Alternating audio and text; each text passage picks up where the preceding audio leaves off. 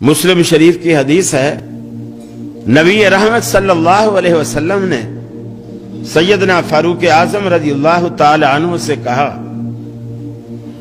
اے عمر، ایک شخص ہے، اس کا نام اویس ہے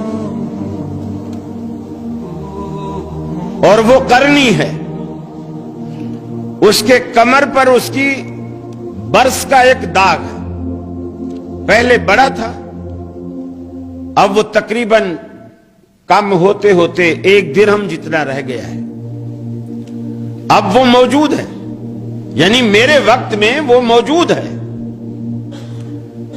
لیکن میرے پاس نہیں آیا، میری زیارت نہیں کی، مجھ سے بیعت نہیں ہوا،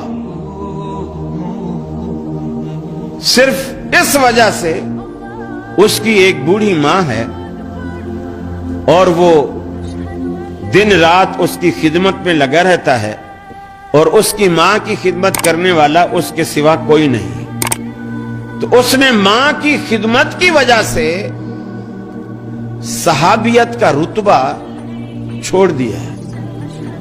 اگر میرے پاس آتا، میری زیارت کرتا، چونکہ وہ صاحب ایمان ہے، مجھ سے ملاقات کرتا، صحابیت کا رتبہ پاتا، لیکن بوڑھی ماں کی وجہ سے اس نے صحابیت کا رتبہ چھوڑ دیا۔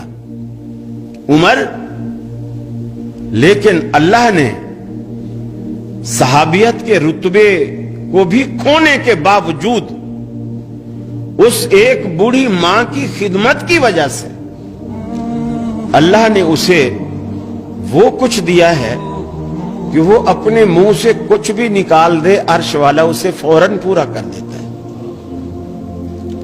عمر کو بتایا کیوں؟ عمر، اگر تیری اس سے ملاقات ہو تو اپنے لیے دعا ضرور کروانا کہ اللہ اس کی دعا کو رد نہیں کرتا۔ حضرت عمر ڈھونڈتے رہے، رسول اللہ صلی اللہ علیہ وسلم دنیا سے چلے گئے، صدیق اکبر کی خلافت آئی، وہ بھی چلے گئے، حضرت عمر کی خلافت آئی۔ حضرت عمر کے دور میں کسی نے آ کر بتایا کہ امیر المومنین، جس شخص کی آپ کو تلاش تھی، میں اسے مل کر آ رہا ہوں، مینا میں ٹھہرا ہوا ہے، حج کرنے آیا ہوا ہے، ایک خیمے میں ہے، اگر آپ کہیں تو میں اس کو بلا لاؤں۔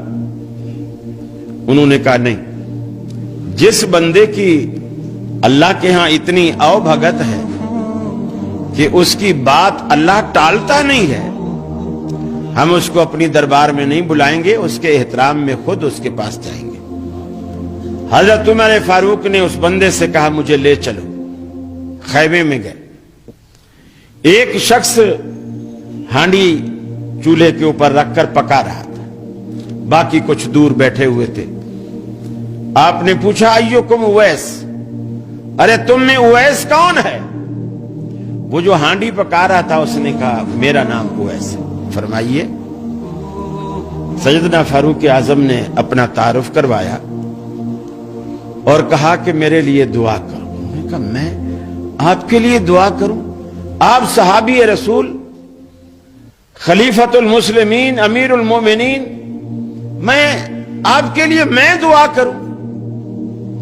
فرمانے لگے یہ میں نہیں کہہ رہا، میری خواہش نہیں تھی، مجھے تو پتہ بھی نہیں تھا، یہ رسول اللہ صلی اللہ علیہ وسلم نے کہا اے عمر، اگر تجھے وہ شخص ملے تو اس سے اپنے لیے دعا ضرور کروانا، اس لیے کہ اللہ اس شخص کی دعا کو رد نہیں کرتا۔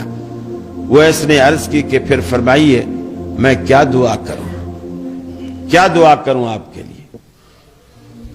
اسلام آباد والوں، اگر ہم ہوتے نا، ہم کہتے کہ اس دفعہ میں نے 40,000 والے کئی بانڈ خریدے ہیں، تو بس یہ دعا کر دو کہ پہلا، دوسرا، تیسرا سارے انعام میرے ہی نکلے ہیں۔ لیکن آپ جانتے ہیں سیدنا فاروق اعظم نے کیا دعا کی؟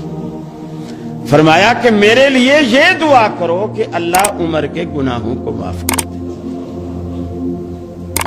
حالانکہ جس کے دامن میں کوئی جھول نہیں، کوئی داغ نہیں، یہ محض اللہ کے ڈر